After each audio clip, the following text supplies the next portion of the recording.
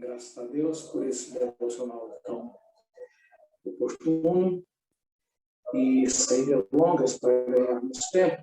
Nós vamos hoje entrar na exposição dos capítulos 3 e 4 de 1 Reis, no nosso momento da palavra.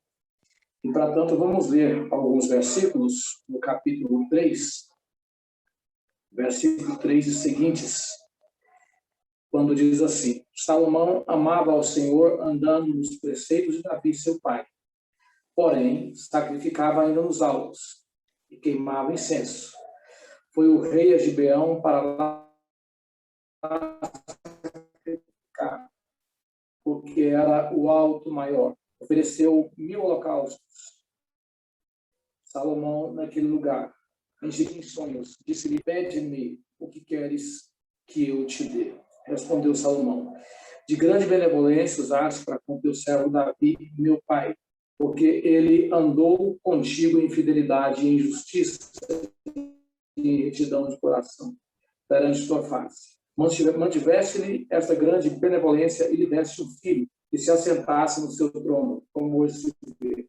Agora, pois, ó Senhor meu Deus, tu fizeste reinar teu servo em lugar de Davi, meu pai.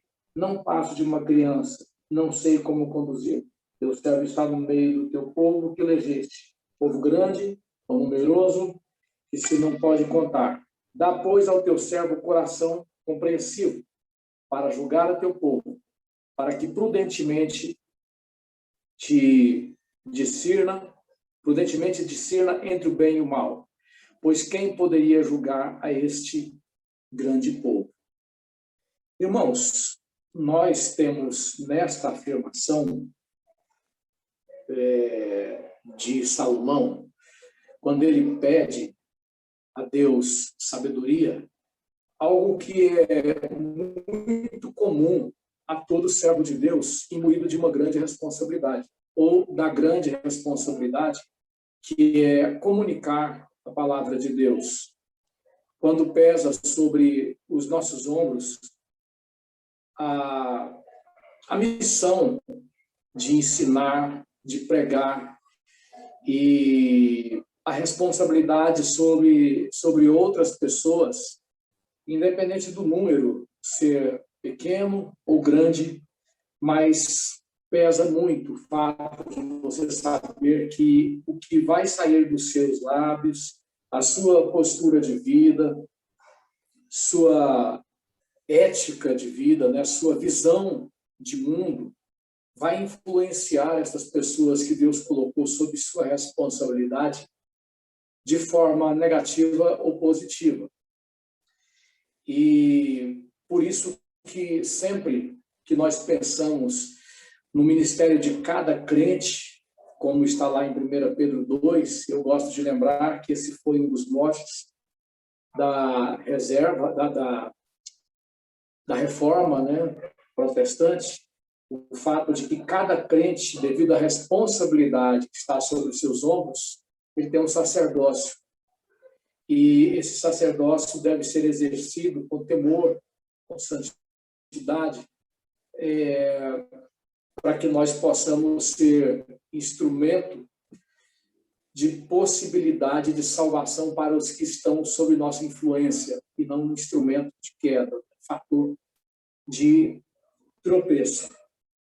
E pensando nisso, nós viajamos muito pelas considerações, pela doutrina que o apóstolo Paulo coloca, os demais apóstolos, o fato de que nós morremos a cada dia, nós somos crucificados, fomos crucificados com ele, e pensamos muito que nós somos todo esse contexto de crucificação,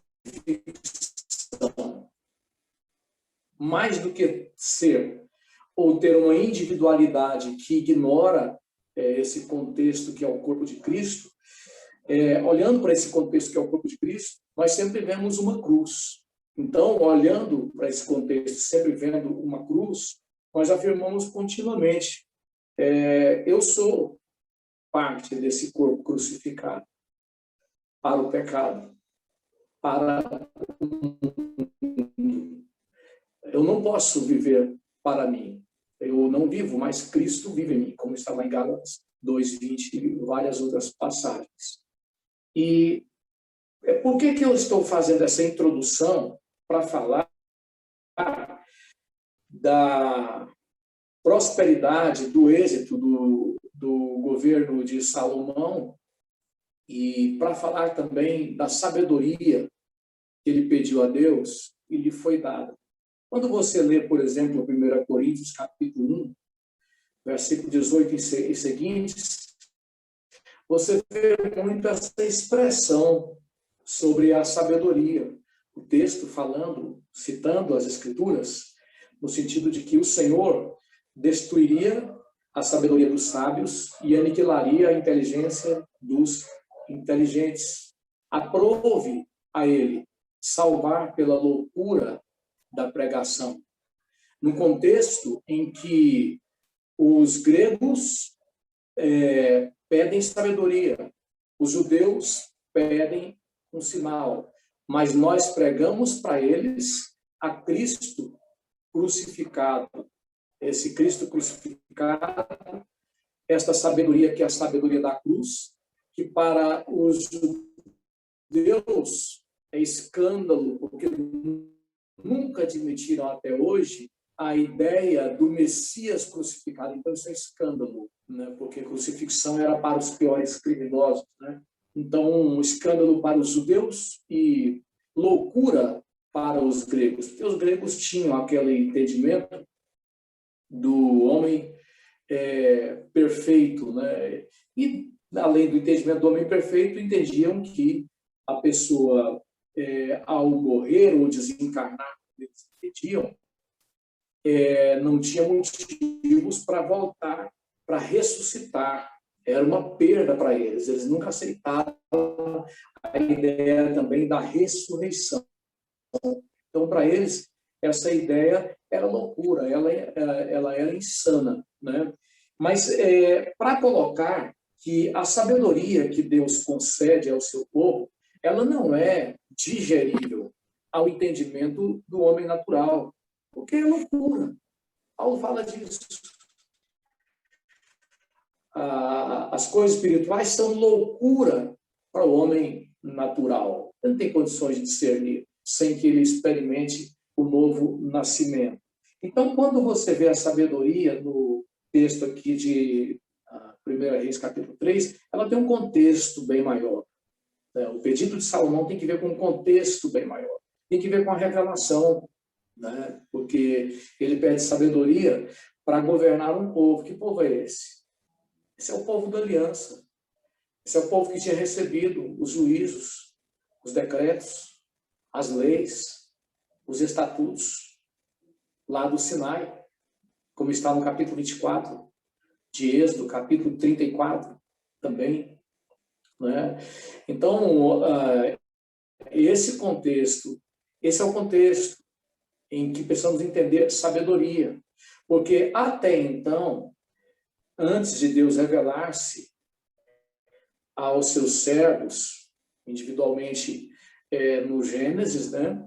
E depois você entra em Êxodo, você tem Deus trabalhando com uma nação. Então, antes da revelação de Deus ao seu povo, através da sua palavra, essa revelação que temos dito que ela é progressiva, as pessoas nunca tinham concebido o entendimento tão elevado a respeito de divindade como o que agora fora dado através da revelação do único Deus, colocando exatamente isso. Eu não sou mais um Deus. Eu não sou mais uma divindade. Eu sou o único Deus. Vocês serão o meu povo, o reino de sacerdotes, o povo adquirido. Pedro vai falar disso também, ampliando já dentro da revelação completa do Novo Testamento.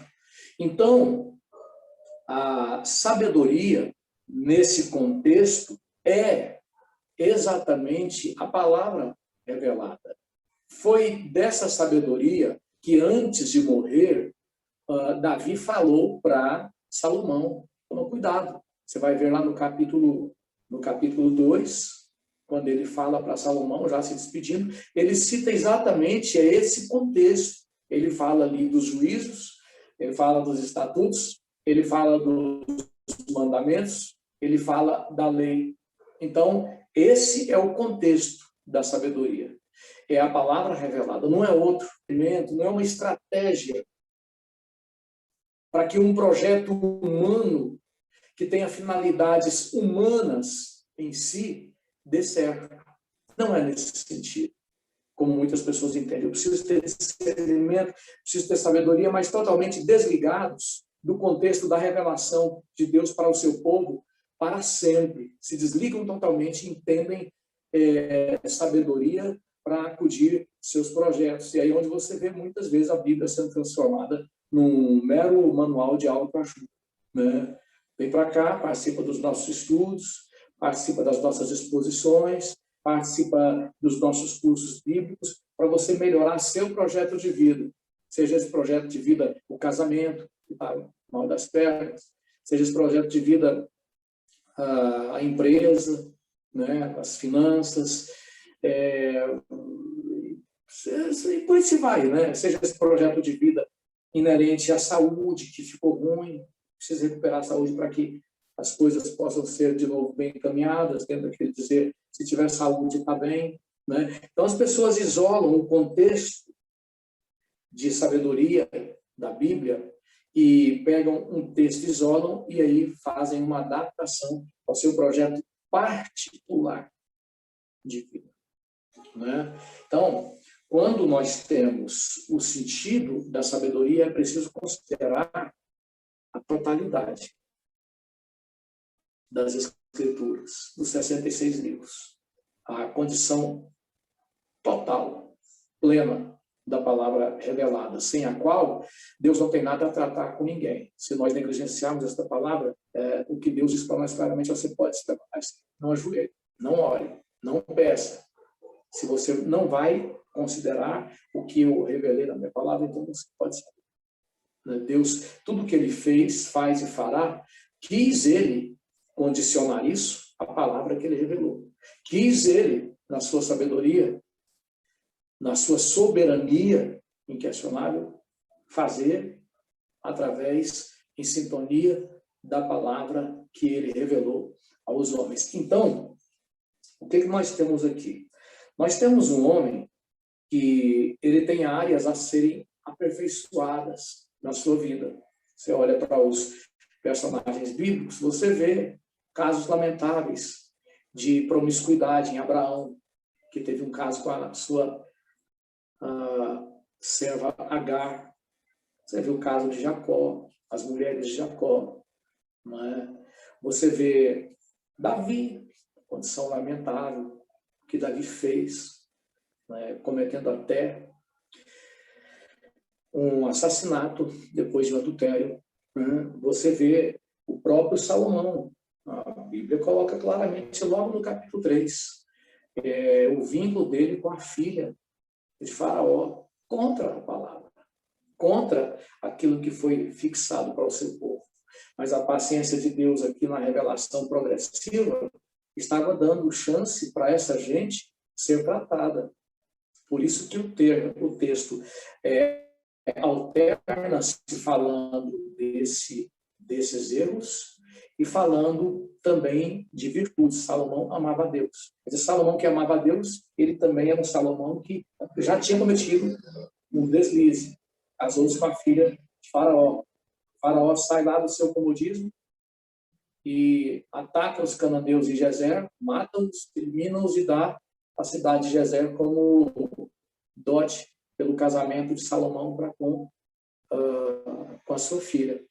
Então, nós temos que entender que esta sabedoria que ele pede a Deus, ela, em primeiro lugar, ela seria bem sucedida tratando a ele, né, o caráter dele, tratando o espírito dele, levando-o de acordo com que ele correspondesse a uma relação, a um convívio cada vez mais depurado com Deus.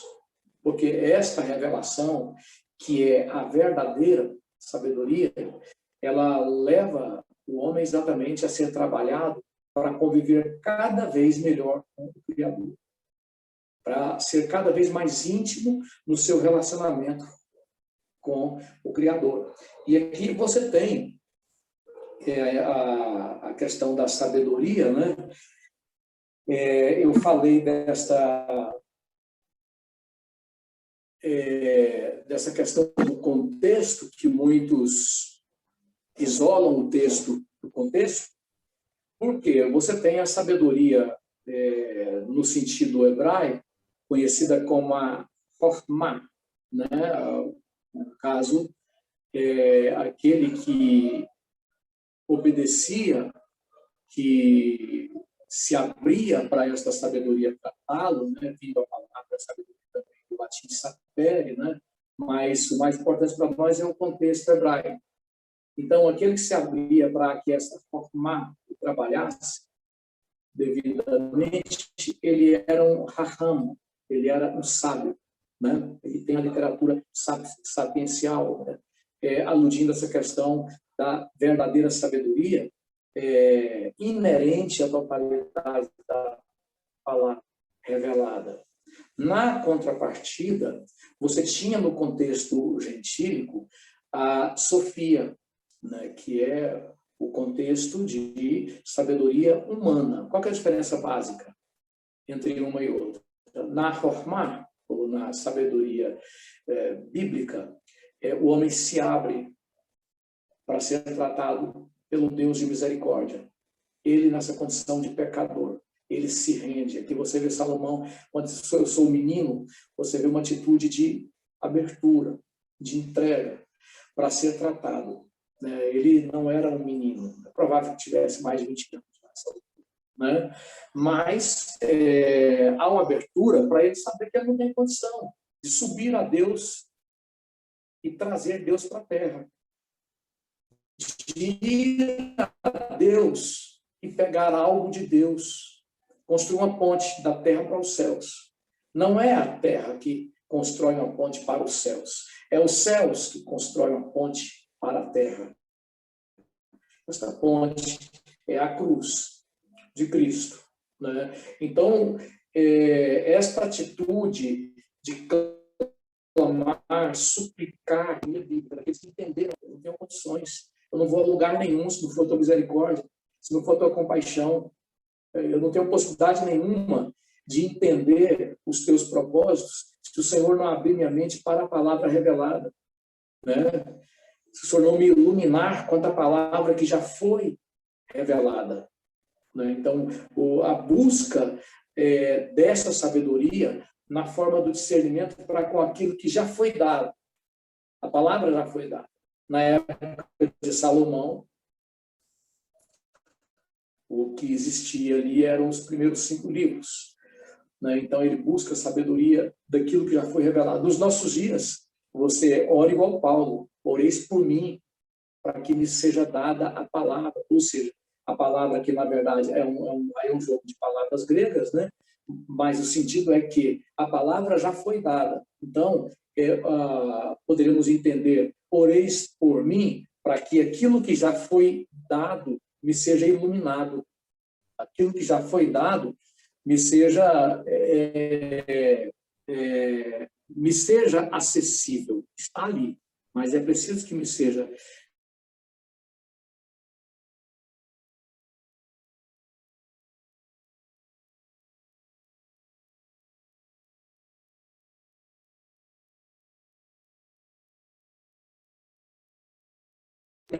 e eles fará saber o seu intento.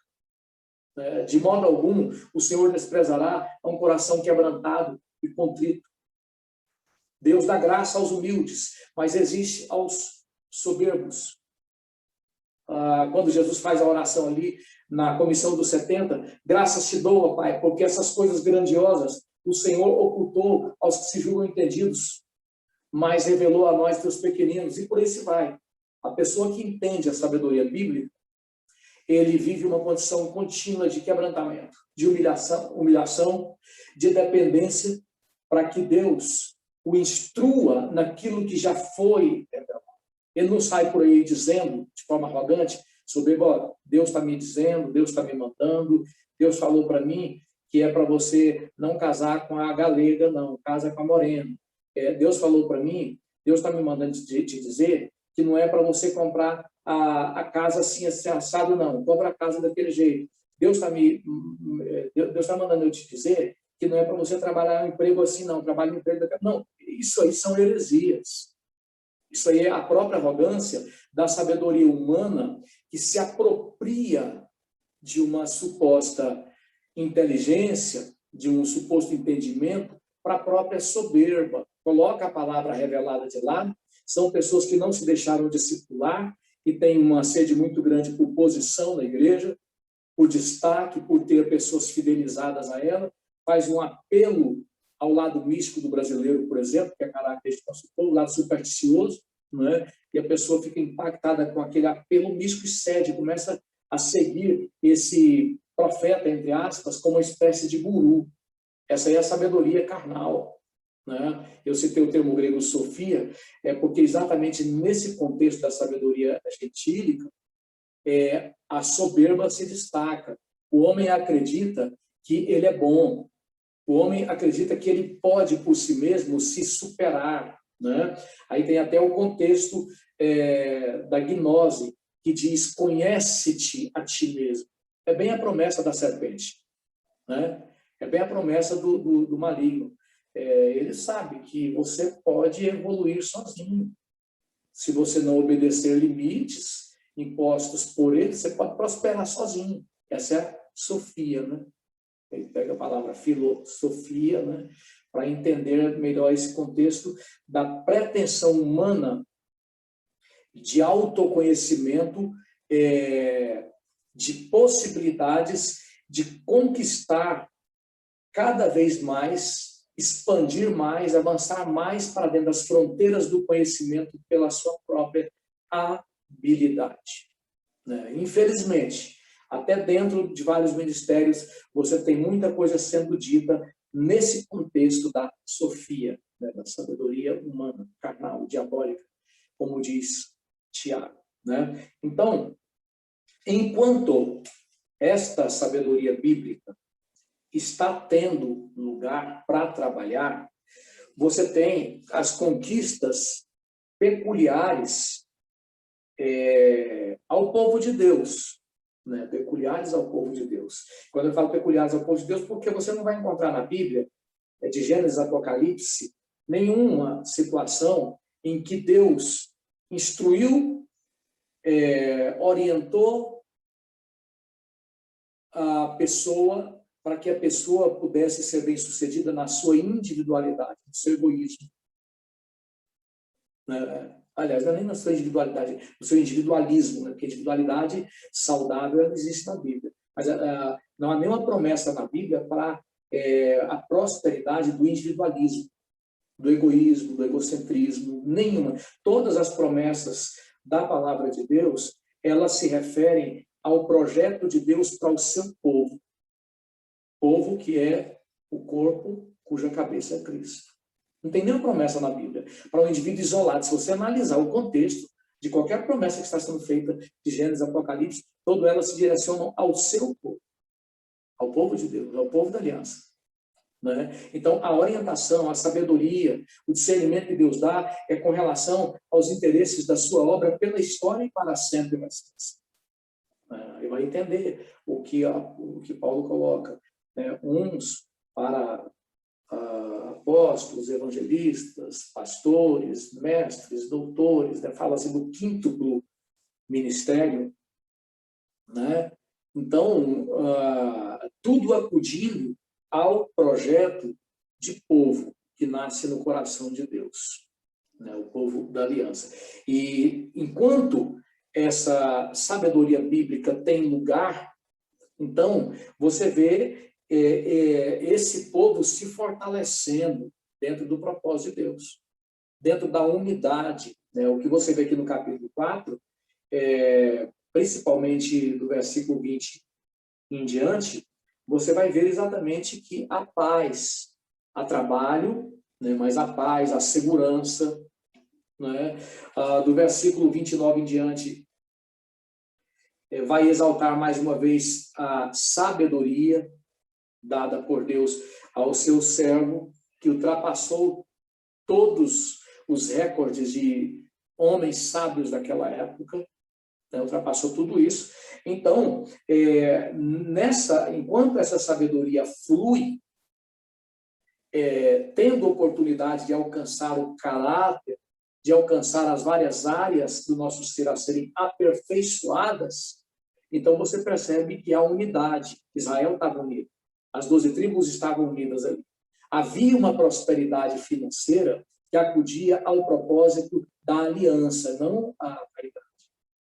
Havia uma estabilidade nacional que também acudia a esse mesmo propósito, o propósito de Deus para com o seu povo, né? Havia esta unidade entre essas 12 tribos, e quando nós entendemos unidade na perspectiva tanto do Antigo quanto do Novo Testamento, esta unidade ela só é possível quando a palavra de Deus ela está sendo acatada na sua íntegra. Veja, essa unidade é verdadeiramente agradável, aprazível aos olhos de Deus. Porque existe a unidade na apostasia, mas é porque a mentira é a base disso. Então, cada um tem aquilo que é conveniente ao seu pecado, à sua impiedade, à sua demanda perversa. Então, eles têm um consenso, e nesse consenso ali, uma unidade para viver o seu projeto de vida pecaminoso. Agora, viver como igreja, como povo de Deus em todos os tempos, viver de verdade esta identidade como povo de Deus, só é possível se a palavra de Deus estiver tendo acolhimento. Aí Deus estará ali. Você volta para o passado e você percebe que esse povo foi liberto da escravidão do Egito para viver como propriedade do povo de Deus. A condição deles agora como nação, orientados por esta sabedoria, por esses princípios, os levava a se sentirem propriedades. Eles eram propriedades do Egito, que os maltratava e lhes extinguia qualquer manifesto de dignidade. Na condição de povo de Deus, eles eram propriedade dele. E viviam agora uma vida em que a dignidade fluía. Eles se sentiam verdadeiramente um povo, só que eles eram propriedade de Deus. Deixaram de ser propriedade do Egito, de Faraó, que simbolizava Satanás, para serem propriedade do Senhor. Então, a sabedoria era dada para eles se afirmarem cada vez mais como propriedade dele. Não para fazerem aquilo que a demanda de cada um entendesse, como lá na frente Salomão iria fazer. E outros reis haveriam de fazer. Você vê isso lá no capítulo 12 de Êxodo, na celebração, na instituição da Páscoa, posto ali eles como propriedade dele. Paulo, lá em Gálatas 6, quando fala desta liberdade, ninguém me detenha, porque eu trago no meu corpo as marcas de Cristo, Gálatas 6, 17, ele coloca exatamente essa situação bastante interessante. Né? Bom, eu sou livre, ninguém me detenha, eu trago no meu corpo as marcas de Cristo. Só que ele remete-se ao contexto lá de Êxodo capítulo 21, quando o servo, entendendo que o único sentido da existência era pertencer ao seu dono, né, e no caso a Deus, o servo ali ele dizia o seguinte: não, eu não quero ser livre, não. Essa liberdade na qual eu vou estar apartado do meu Senhor não me interessa. Então colocava-se, furava-se a orelha dele com uma sovela, né? Como marca da escravidão, está ali em Êxodo capítulo 21, versículo 1 ao 6, e ali ele era propriedade.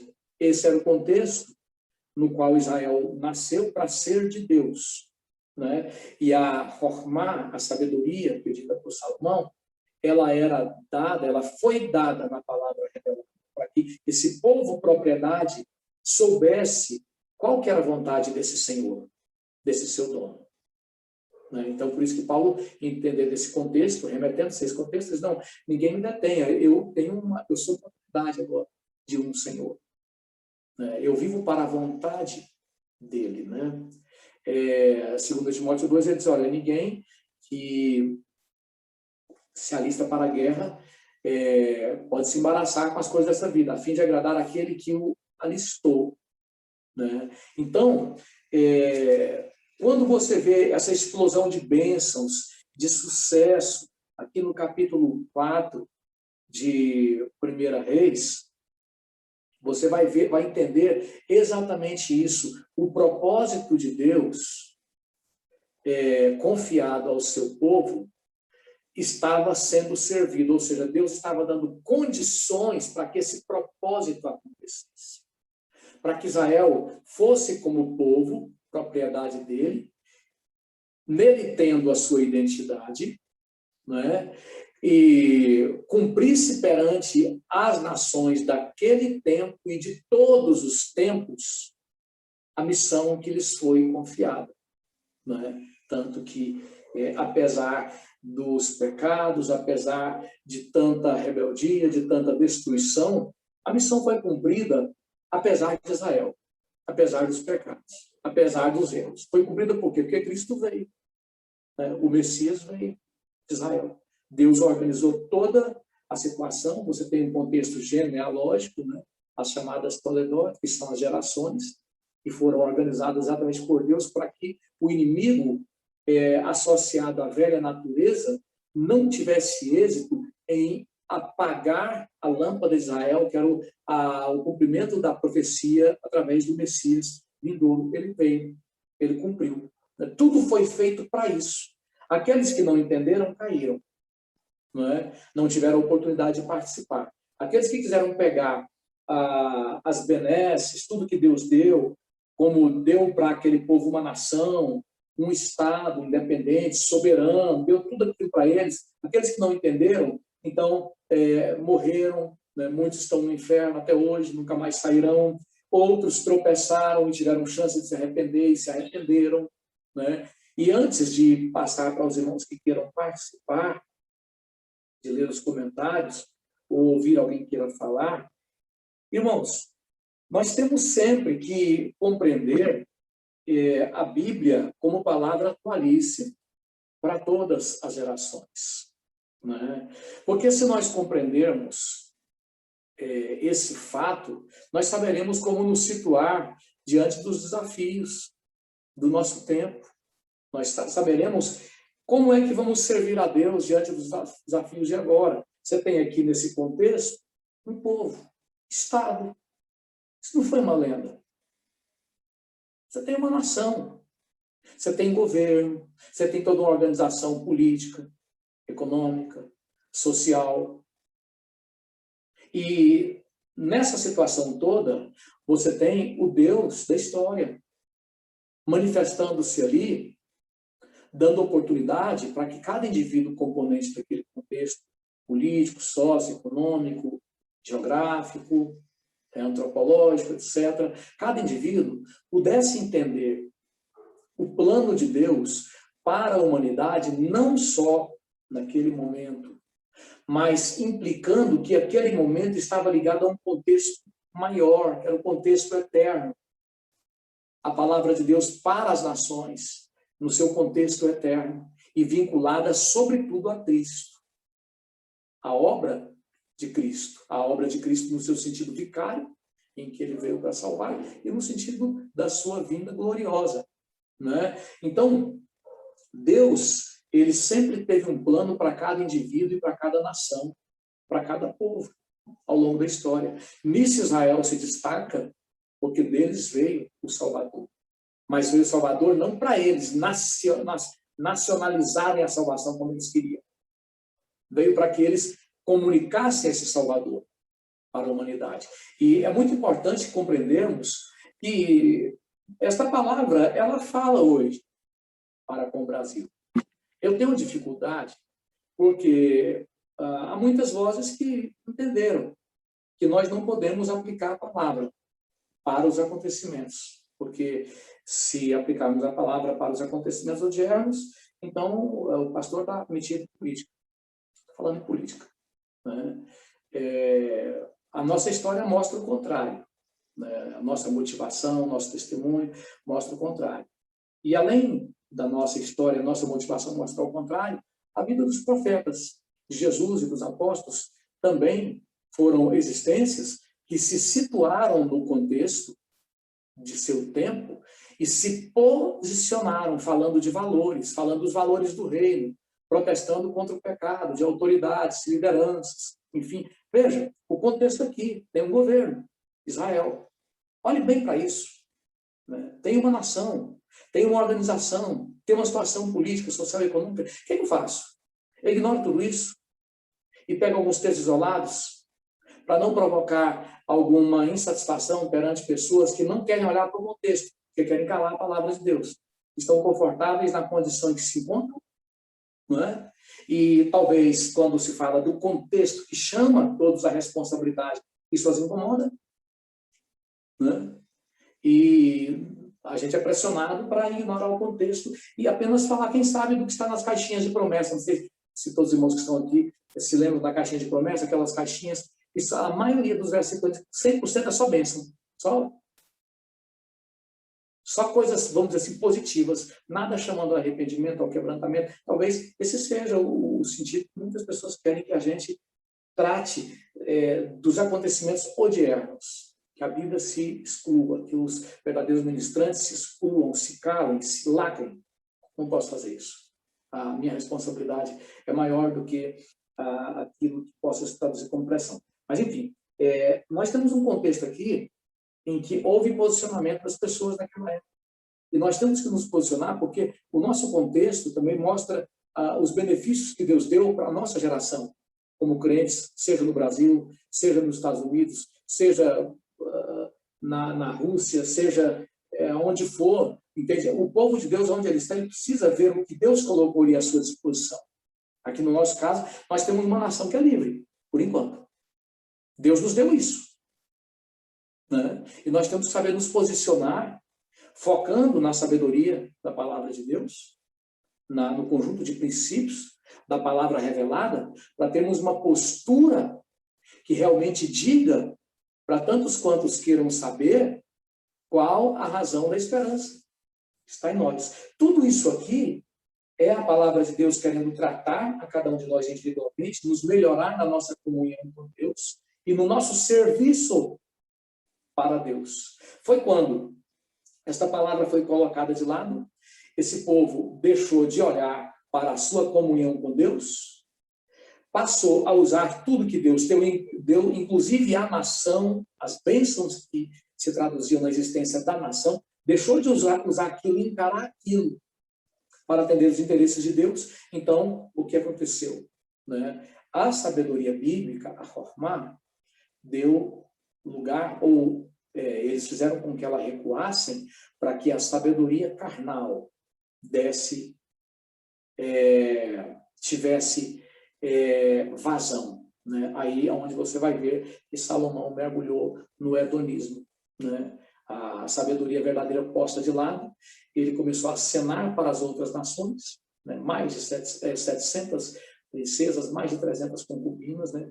Você analisar que naquela época não tinha tantas nações assim, né? Significa que além dele fazer vínculo com tantas quantas nações ele pudesse alcançar, ele fez vínculo com todo tipo de segmento social, de tribos de outros povos, né? Enfim, né? Para buscar uma coligação dentro do conceito da sabedoria humana, carnal, para fortalecer um projeto de poder de acordo com esta mesma sabedoria carnal. Então, aqui, nesse contexto, saindo de cena a sabedoria verdadeira, né, a gente vai começar a ver a decadência que vai se acentuar. Né? Como aquele ditado latino, né, que assim se traduz, sic transite gloria mundi, né? Assim passa a glória desse mundo, a glória fundamentada nesta sabedoria, contrária à verdadeira sabedoria. Podemos ter todas as condições hoje, sermos uma bênção. Se nós não vigiarmos, nós podemos perder tudo isso para a tentação de fazer uma leitura bíblica de acordo com a sabedoria. Deus abençoe a cada irmão que venha participar no chat ou falando, e que esta palavra possa continuar prosperando em seu coração. Tem colocações aí no chat, Bia? Tem sim. Eu quero hoje. Pois não, minha filha. Vou fazer a leitura aqui. Salomão orou pedindo sabedoria e um coração entendido. Deus se agradou e atendeu sua oração. Esse dom da sabedoria que Deus deu a Salomão não era uma garantia de que ele andaria em retidão. Por essa razão, o Senhor acentuou que a vida longa dependeria de andares nos meus caminhos. Versículo 14. A infidelidade de Salomão, posteriormente, impediu a realização integral da vontade de Deus na sua vida.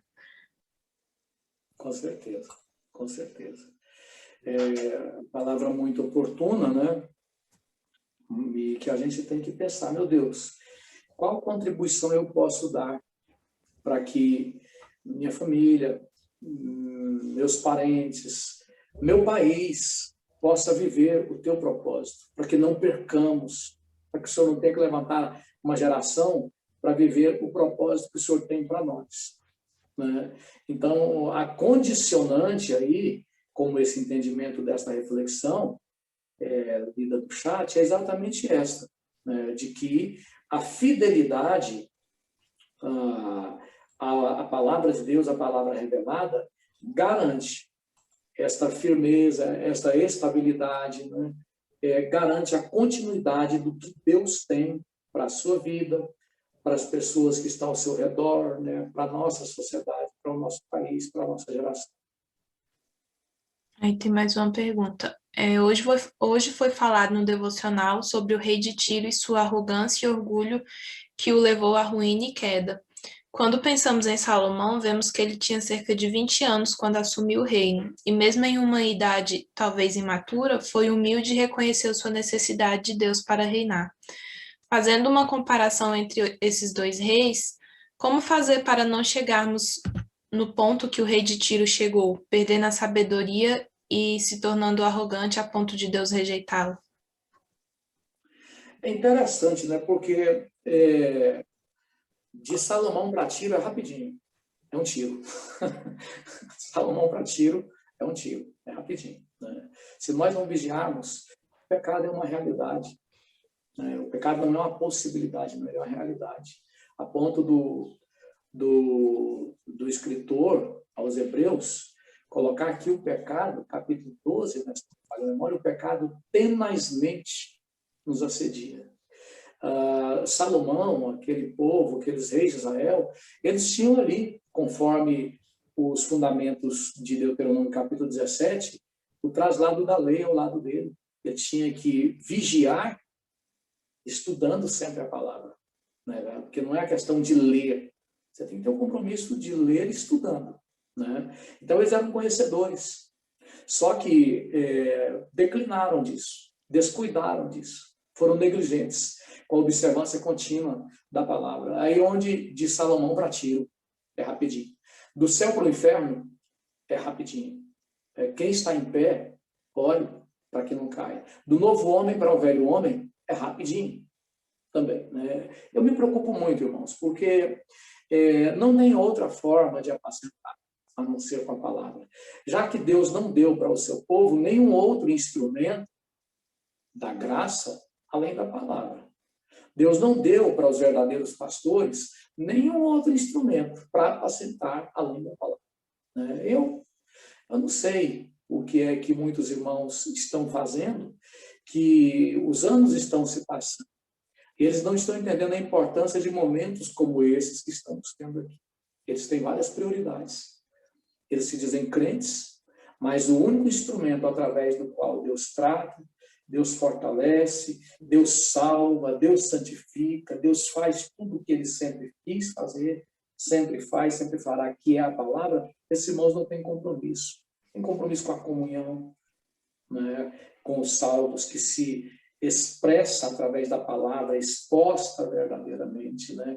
Então, se a pessoa não tiver compromisso, não tiver dando a prioridade devida à palavra de Deus, eu repito, de Salomão para Tiro é um tiro. Amém. Eu tenho mais um comentário, mas eu acho que a Vânia quer falar. Vânia, você quer falar? Eu quero. Boa noite, a paz do Senhor. Eu queria fazer 2 comentários, né? O primeiro, quando a gente fala sobre o reino de Deus, quando nós falamos em promessas, nós imaginamos aquilo que o pastor José acabou de ministrar, que muitas vezes Deus existe, Jesus existe, a igreja existe para me servir, para que os meus propósitos sejam cumpridos, efetuados, meus desejos, os meus caprichos. Deus faz isso, Deus nos abençoa, Deus faz isso, porque Ele cuida de um filho. É igual a minha relação, se eu tivesse meu pai, e ele sendo um bom pai, ele me daria recompensa, mesmo sem eu precisar, traria um doce, um bombom, um chocolate, assim é o Senhor conosco, porque Ele é pai. Mas a gente precisa entender que nós precisamos, na verdade, não é estudar a palavra de Deus, não é ler a Bíblia, é viver a palavra de Deus, é viver a Bíblia, porque a palavra de Deus, ela é viva. A palavra de Deus é uma palavra que ela surte uma ação na nossa vida, é um estilo. Eu tenho que viver conforme a palavra diz. Por isso que quando nós vimos a história de Salomão e vimos outras histórias desde Gênesis a Apocalipse, observem as minhas ordenanças, observem a minha palavra, né? Então, da mesma maneira que nós nascemos nesse mundo natural e precisamos de ser educados pelos nossos pais, pela sociedade, e a gente vai criando essa mentalidade, da mesma maneira nós precisamos ser disciplinados, discipulados por esta palavra. É como se nós nascêssemos sem nenhuma referência quando nós aceitamos Jesus e vivemos nessa condição. E é interessante que quando eu leio o capítulo 34 de Deuteronômio, Deus está pedindo Moisés, pede ele para subir lá no alto monte e pede ele para olhar a terra que ele não herdará, mas para ele observar a terra que ele prometeu quando ele tirou o povo lá do Egito. Mesmo ele não entrando, Deus permitiu que ele visse que a promessa que ele fez os patriarcas, né, Isaac, Abraão, Isaac e Jacó, estava se cumprindo, não pelo povo, mas pelo compromisso que Deus tem com a palavra dele. Porque no capítulo 31 de Deuteronômio, ele fala com Moisés, olha, Moisés, você vai morrer logo, tá? Mas antes de você morrer, você vai fazer uma canção que vai servir de testamento ou de testemunho contra este povo, porque eles vão entrar na terra, eles lá em Canaã, eles vão me trair, eles vão ser infiéis. Mas mesmo Deus sabendo que eles eram infiéis, que eles pecariam, que eles iriam para o inferno, Deus permitiu que eles entrassem, não porque ele tinha um compromisso com aquelas pessoas em si, mas que ele tinha um compromisso nas promessas que ele fez aos patriarcas. Então, quando eu leio essa palavra, eu leio aqui, eu faço essa meditação, eu trago essa reflexão primeiro para a minha vida, né? Que eu não posso servir a Deus só quando eu estou passando por um problema, que eu não posso servir a Deus, ser tão boazinha quando eu estou passando por isso ou aquilo, porque isso tem que ser um estilo de vida, servir a Deus, né? Ter um compromisso com a palavra dele, não aceitar, como sempre o pastor José está ministrando, aceitar as condições que o mundo está nos impondo, é justamente isso, não. A minha regra de fé é a palavra de Deus. Então, conforme a palavra de Deus, eu preciso viver. Mas para que isso aconteça, eu preciso ser discipulada. Paulo, quando teve os olhos abertos, ele precisou ser discipulado. Ele não nasceu da noite para o dia em santidade, pronto, já saiu rompendo. Ele foi discipulado durante 1 ano por Barnabé. Não sei se foi 1 ano ou 2, o pastor me corrige aí, por favor, se eu estiver errada. Mas ele foi discipulado, até que ele se tornasse o homem que ele foi. Então, eu acredito que o que falta em nós, em momentos de crise como esse, é que nós, muitas vezes, não estamos firmados nessa palavra, nós não estamos vivendo a palavra, nós estamos só lendo a palavra e pegando aquilo que nos interessa, aquilo que é bom. É igual o pastor falou da caixinha de promessa, não tem caixinha de promessa mais não, pastor, mas tem agora os versículos do dia. Aí, quando os versículos não são bons, eu falei, não, acho que esse versículo veio errado, não tem nada a ver comigo, não. Mas por quê? Porque eu quero uma coisa que satisfaça o meu ego, a minha necessidade, e esqueço que é a palavra de Deus. Então, eu acho que era isso que eu queria compartilhar, que está falando muito ao meu coração, eu acho que desde a semana passada, e eu acredito que tem um pouco a ver com esse estudo. Com certeza, irmã Vânia, muito oportuna essa colocação, e ela vem ao encontro também do fato de que muitas pessoas, elas vivem para mim a pior das tragédias. É quando você se torna psicoadaptado à palavra de Deus.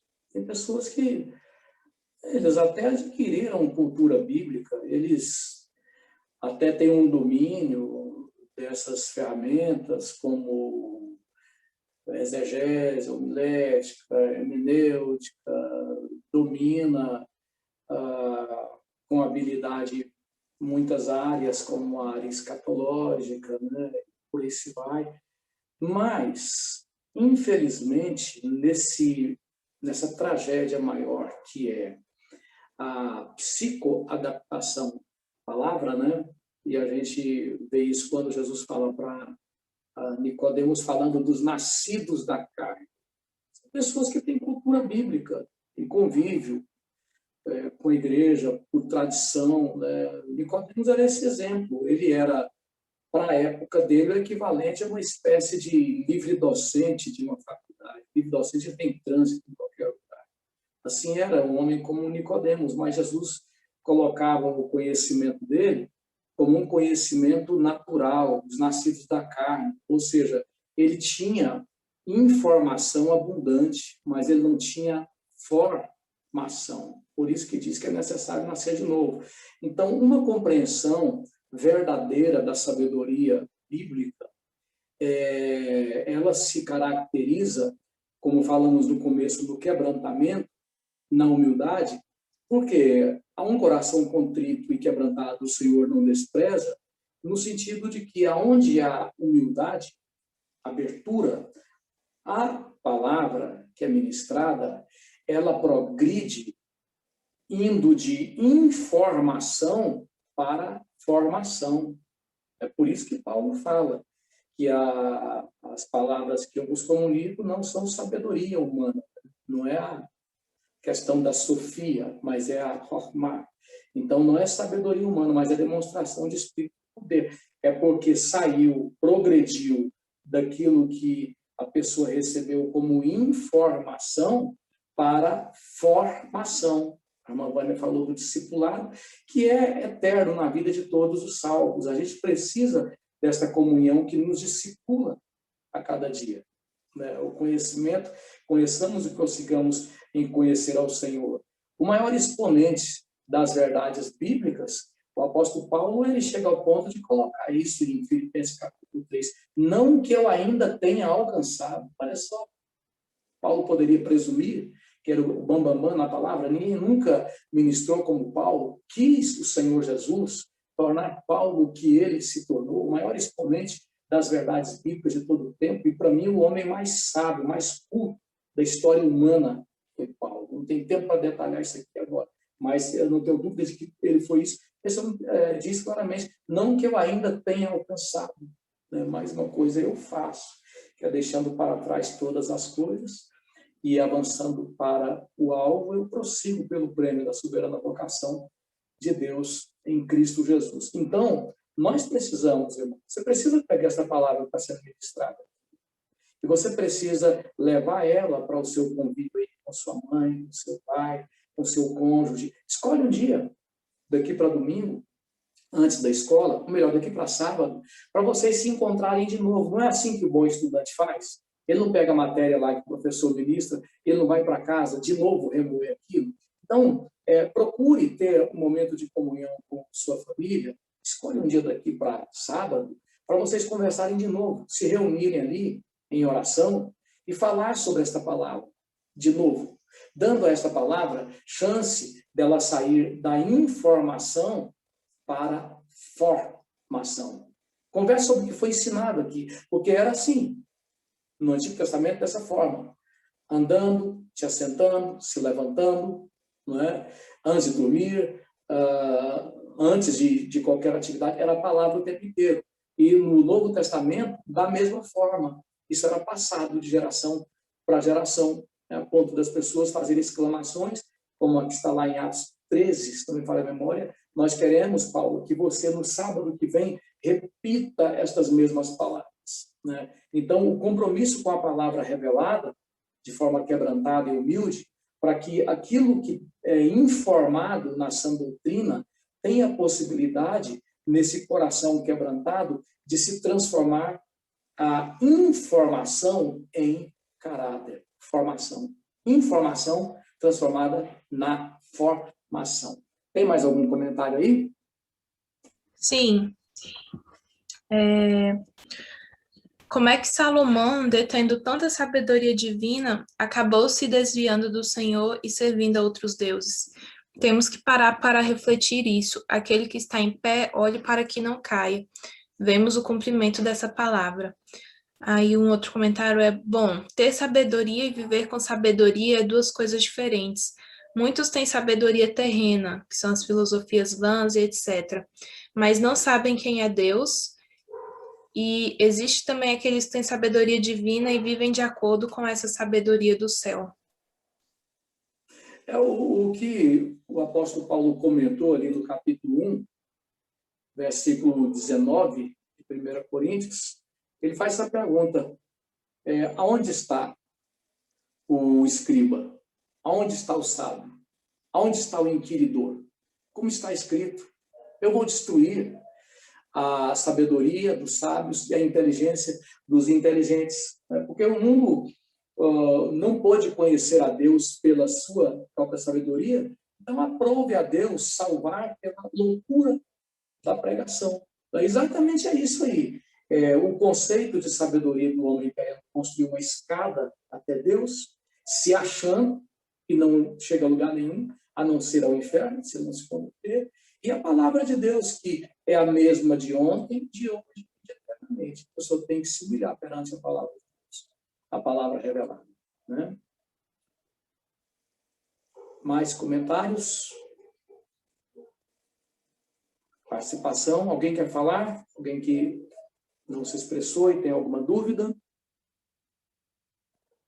Muito bem, meus queridos, nós estamos chegando ao encerramento, ao final dessa ministração, e é sempre uma satisfação imensurável estar com os irmãos. Meu muito obrigado a cada um que tem acreditado, que tem tido esse compromisso de estar reunido com o corpo de Cristo, assim se reafirmando, se alimentando, permitindo a Deus que possa fazer com que a palavra revelada se torne caráter em você, se torne formação, e compartilhe essa palavra que abençoa a sua vida, dê a outrem a chance de ser também abençoado, não só se reunindo até sábado com a família, para de novo, volte aos tempos antigos, em que a família pegava a palavra e conversava, e se alimentava em casa mesmo, o ministério na família, fundamental, né? Mas também compartilhando esta gravação, esse momento que estamos passando aqui, que está sendo gravado, você pode compartilhar da forma como você puder, com o máximo de pessoas,